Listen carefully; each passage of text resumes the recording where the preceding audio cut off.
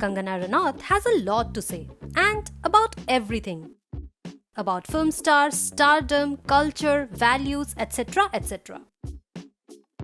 Now, the lady has given her verdict on the use of sunscreen. Ask any dermatologist, what is that one skincare product one must use every single day? Sunscreen will be the collective answer. But no, that's not what Miss Ranaut says.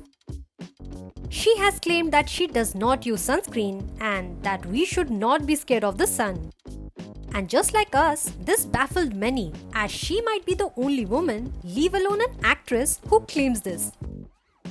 Her counterparts often encourage people to apply sunscreen every day and even indoors, which, as a matter of fact, we know is essential. But Kangana also revealed that she does not use sunscreen and that sun is our god and we should not fear him, as opposed to what is taught to us courtesy capitalism. We understand your emotions, Kangana, but then there is science. If you too think that sun exposure to naked skin does no damage, then let us tell you that you cannot be more wrong. According to experts, the sun's UV rays are potent and just 15 minutes outside is enough exposure to cause damage and potentially skin cancer in the long term. The solution? A generous layer of good quality sunscreen. And no, we are not talking about the tan here. The tan can only be prevented through the use of a physical barrier. We are talking about the development of fine lines and wrinkles and numerous other signs of aging. Applying sunscreen on your face, neck, chest, ears, hands and arms daily is recommended by experts to prevent long-term damage from the sun.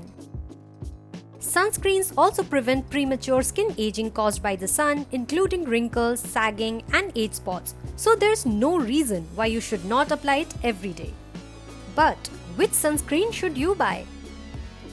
Well, the American Academy of Dermatology recommends finding a sunscreen that is SPF 30+, broad spectrum, meaning which protects against UVA and UVB rays and is water resistant.